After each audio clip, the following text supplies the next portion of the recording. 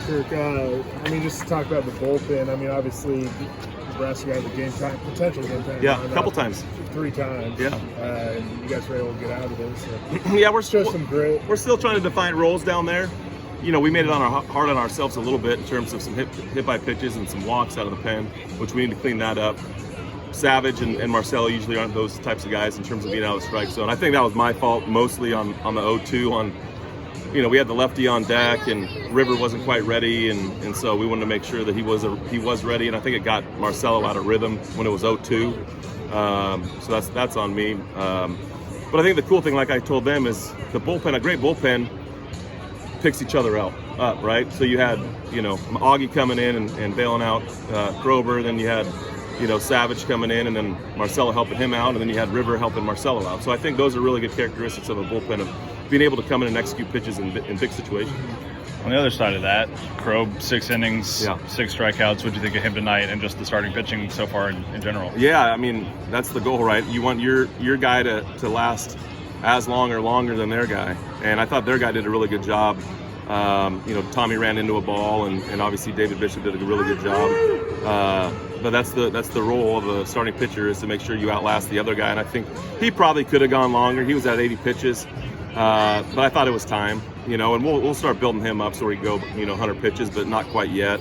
But again, like you said, starting pitching, you're only as good as your next day starting pitcher. So, we're expecting Riley to go out and be in character and do the same thing.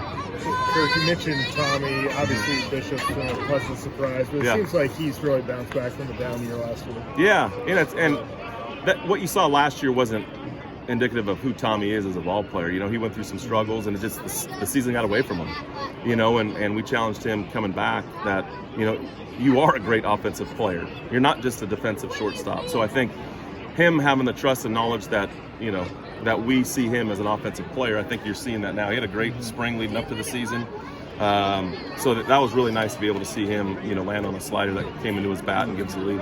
Well, and he's a guy, he's an elite level defender. He played 59 and 60 games last year. You guys, he is a special defender. Right? And how about great Rogers' play right there? That's a huge play, sliding to his backhand, and then he joked coming through the line that his eyes were wide open, and Tommy was like, "You're flipping this to me?" "Yeah, I'm flipping this to you," to get that last out. So I think we can play an elite defense both in the outfield and the infield, and when you have that and good starting pitching, and like I said, we're going to continue to run guys out there and figure out their roles out of the bullpen.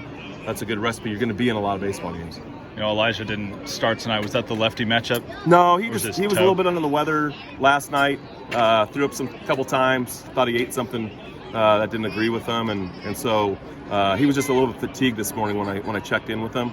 So we didn't want to push anything too early. And by the middle of the game, he's Elijah, he's bouncing off the dugout like, I'm fine, I feel good, let me get in there. And so Elijah, that was more of him just not feeling good last night and this morning. So he fouled the ball off his foot. Right? Yeah, that wasn't his. No.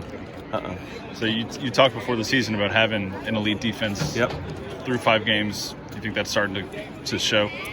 Yeah, I think, I don't know what the numbers say. I think one of our 2 errors was that catcher's interference. So, they're doing a really good job. Coach Mo, Coach DeLara, in terms of defensive positioning too, right? So you saw a lot of ground balls right at Braden Taylor, and I think they've done a really good job in terms of our scouting reports and having an idea of what we're trying to do, and putting Braden in great positions to make those plays at third. And I think we can be at one of the best defenses in the country. You mentioned the catcher's interference. Is it the same timeline for Petrie still?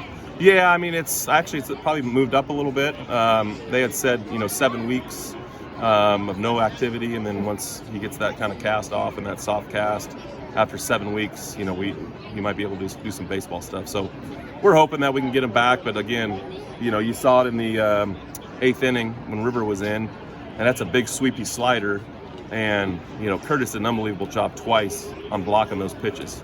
That game could have very easily been 4-3 with 2 wild pitches, but Curtis did a phenomenal job. So it's pretty fun to be able to see him kind of settle in and know that that's his position back there.